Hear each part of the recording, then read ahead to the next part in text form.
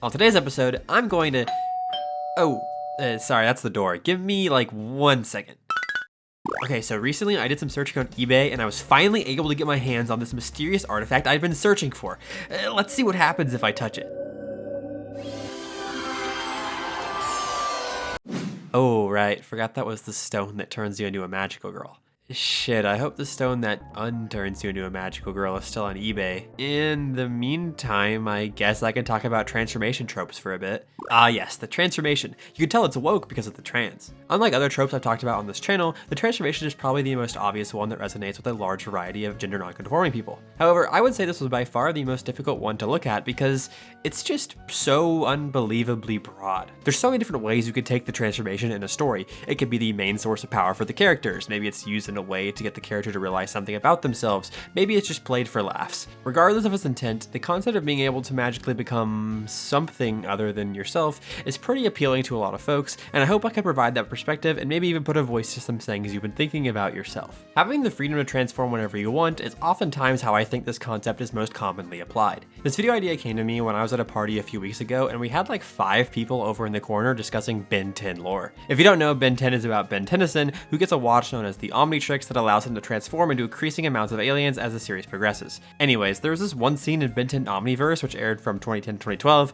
where Ben gets stuck as a particular alien. This is a reoccurring gag / plot device seen throughout every iteration of his character. For one reason or another, the Omnitrix always seems to malfunction at the worst times, leaving him without an alien or giving him the wrong one entirely. The scene in particular was him transforming into pesky dust, and I remember when I was watching when I was little and thinking, wow, I wish that were me. At the time, I didn't realize pesky dust wasn't a girl, but honestly it doesn't really change the feelings I had. There are so many different ways a character can deliberately choose to transform. You have magical girls, henshin heroes, characters powering up, monstrous transformations, whatever the hell they do in Gurren Lagann, and it really allows for a lot of creativity in how a work can approach what role they want the transformation to play in the story. Shapeshifting characters also fall into this category. You have your Bond Clays, Shapesmiths, and T-1000s. Though I find their roles in the story are oftentimes different from characters that will just flat out transform. For me, I've always been less interested in the actual transformation coming from these stories. Rather, the freedom of that transformation is always what's appealed to me. While this video will only scratch the surface of this trope, I like how I sort of boiled it down. External conflict versus internal conflict. To understand what I mean by this, let's take a look at 2 examples that I thought were interesting. Nimona the movie is obviously so gay, and it's great, I really enjoyed my time with it, but I think it's really easy to gloss over what the film is really trying to say with our 2 main characters, Nimona and Ballister. The film takes place in a futuristic but also medieval-inspired world, where for the first time ever, a person is being knighted who isn't of direct descendants to the creator of the kingdom. Ballister's knighthood seems to make people pretty divided. Some people don't believe he deserves it because they believe Ambrosius Goldenloin, who is the direct descendant, deserves the spot more. These 2 are gay for each other, so that's cool, and Ambrosius is called Goldie one time, and that really scared me. You're okay. Hey, Goldie! Anyways, Ballister wants to change the system from the inside, believing that if he just goes along with what's expected of him, he'll be able to tear down the establishment little by little. Stuff goes wrong, he gets framed for killing the queen, and despite all this wrongdoing from the very system he hopes to reform, he so stubbornly puts his faith in it and believes that justice will work itself out. Then there's Nimona, who sees the system for what it is, and knows that there is no amount of reform that Ballister could ever hope to achieve from just putting up with it, and believes the only way to make it better is to tear it all down.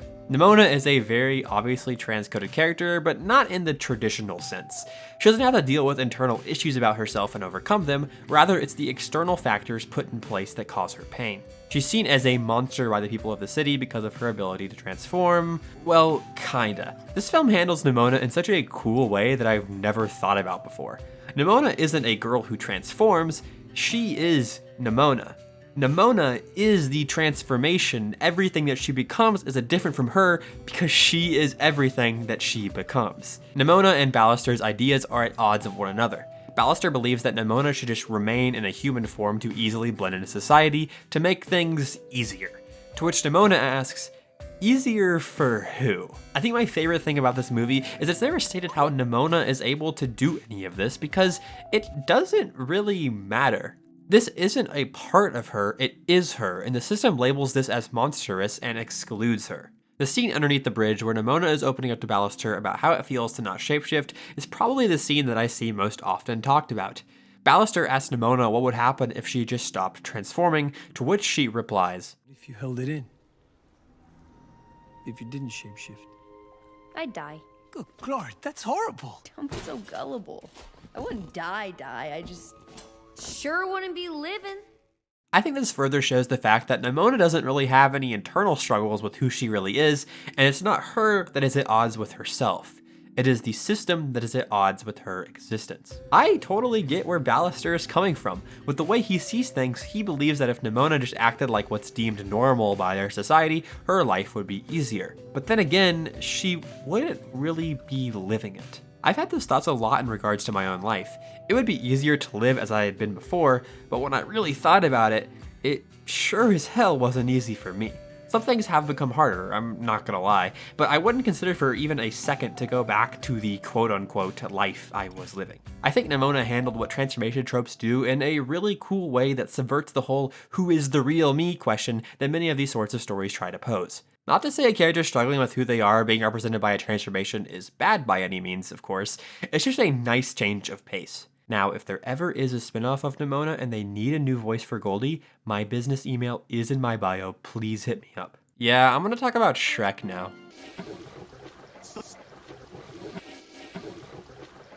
There's a lot of media that revolves around involuntary transformation that ultimately teaches the character and the audience some sort of lesson.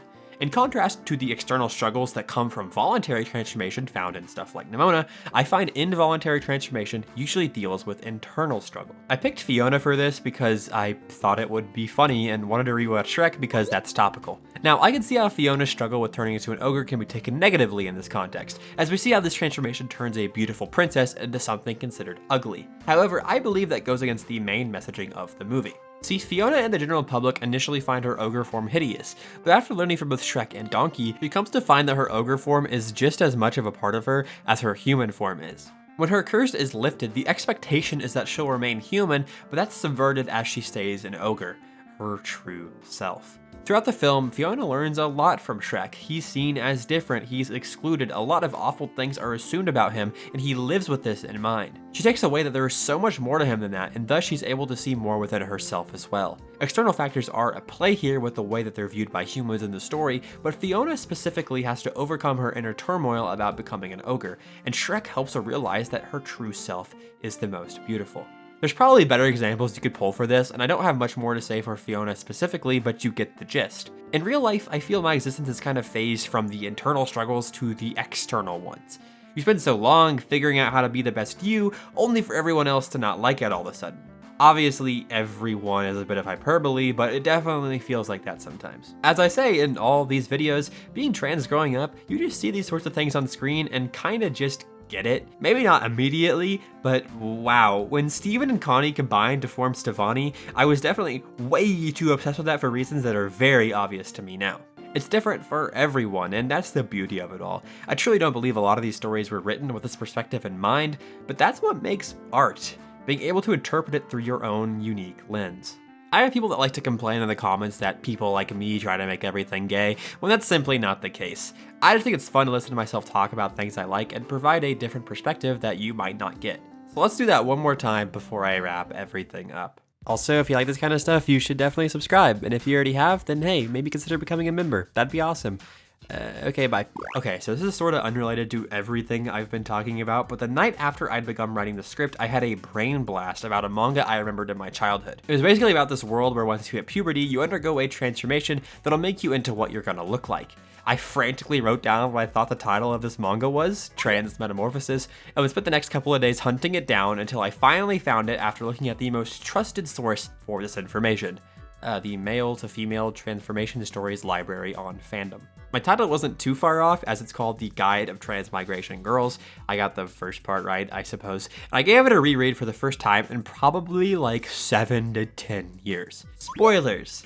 It is not that great, but I do think it's interesting to focus on for the purposes of this video, because it's not exactly subtle in the way it links back to all this, and I just was curious. There's 6-ish chapters, we'll get there, and they all follow different people in a world where at certain ages in your life, you go under your metamorphosis, where, as stated earlier, you look like a more grown-up version of yourself. For the stories in these chapters, all of our protagonists undergo their metamorphosis, however, they come out as the opposite sex, and it explores the multiple different reasons why this may have happened. Unfortunately, this is overshadowed in a majority of these chapters by more fetishy stuff that I won't be looking at, obviously, but the 2-ish chapters I want to highlight are the ones I found most interesting. The first chapter follows Kawano, a high school student who is the only one left in his class to not undergo his metamorphosis, and how he longs to undergo it in order to mature and become a man for his crush Izumi. Izumi encourages him that he'll grow up soon enough and hands him a bikini mag she stole from her brother's room. This does trigger his metamorphosis, but not in the way it was intended. For some reason, instead of becoming his idealized man, Kawano becomes a girl.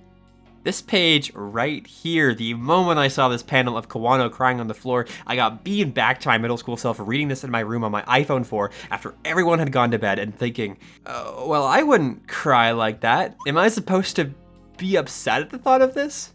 The next couple of pages consist of Izumi just showing Kawano how to be a girl, and these panels have stuck with me forever. At the end of the chapter, Kawano assures Izumi that she will become a man again one day in order to protect her and so that they can get married. Though Izumi is kind of a bi icon and doesn't really care either way. While every chapter follows a new character, chapter 1.5 actually concludes Kawano and Izumi's story. Basically, after Kawano lived as a girl for a while, Izumi moves away and they promise each other that they'll see each other again. A few years after that, Izumi gets a knock on the door, and who opens other than Kawano as a guy again? There's 2 things I really want to read into here. Firstly, one thing that is consistent throughout the other chapters is how one sex getting changed after metamorphosis is seen as odd or unusual, but it's not seen as bad or wrong or anything. A lot of the time it's like, oh, that kind of sucks.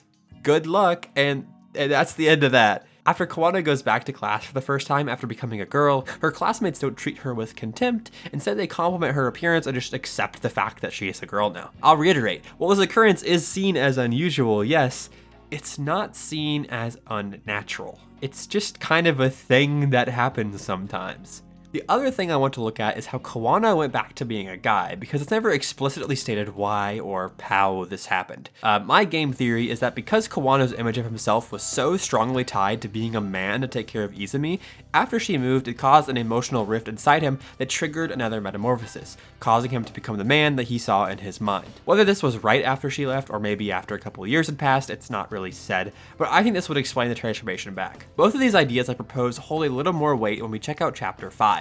The speedrun, these 2 guys go to a supposedly cursed island where people can never leave, and after being trapped there for a couple of days, one of them begins to undergo a metamorphosis. This in and of itself is unusual, as both of them have already seemed to undergone theirs, and instead of taking the usual week or so, this one only takes 2 days. And as per the consistent theme of these chapters, she comes out as a woman. Once they get rescued and visit a doctor for an explanation, he brings up how if a female goldfish dies and there's only 2 males left, one male can sometimes become a female in order to mate and find a way for life to continue. This is assumed to have happened to her because of the circumstances on the island. Whether she went back to being a guy like Kawano or not is never stated, but using the same logic I did with him, I would imagine she would eventually. Some of our characters that are seen enjoying their life as the other sex are never implied to go back, so this is kinda up in the air. Okay, wow, I've talked about this kind of shitty manga for way too long, but I believe it brings up some pretty interesting things to think about. Solid like 5 out of 10, I don't know, Kawano's story is the only one I actually care about.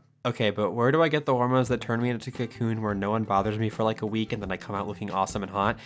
Please tell me, my DMs are open. Before I wrap things up, I just want to say that I read an article about how tropes like the transformation erase real trans stories and how that's harmful. And I want to touch on that because it got me thinking a lot about this sort of thing since I talk about a lot of that kind of stuff here. The magical/instant transition trope turns transgender people into a rhetorical device to examine the gender hangups of the cisgender author or readers. In this way, it takes our lived experiences, erases them from the most elementary framework of our lives, transition, and replaces those experiences with an exclusionary thought experiment or joke.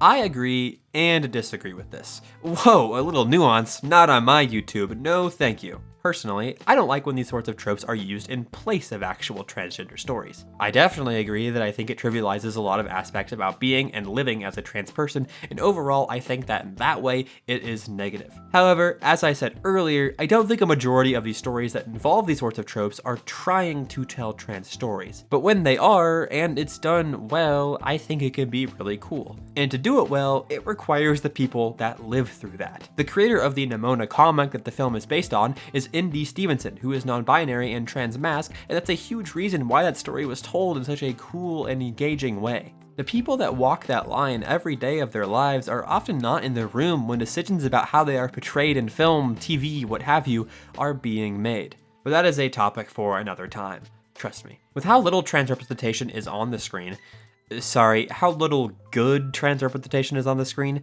people tend to identify with and take interest in these stories about transformation, and that's cool and totally valid. But I think that with the constant removal of real trans stories from the screen, these transformation stories should not be taken as a replacement for actual trans ones. Things are kinda getting better, kinda getting worse in that regard. It really depends on the day. But I have no doubt that eventually, however long it may take, trans stories will be told by trans people on the big screen. I love indie trans films, and I hope that one day I get to see more of them hit the big screen. Well, I blew the whole budget of this show on an ancient eBay artifact from the intro, and the only listing for a new one to turn me back is so many dollars. Looks like I'm gonna have to pivot to a new genre of content to afford that. 5 tips and tricks for becoming an alpha magical girl, a thread.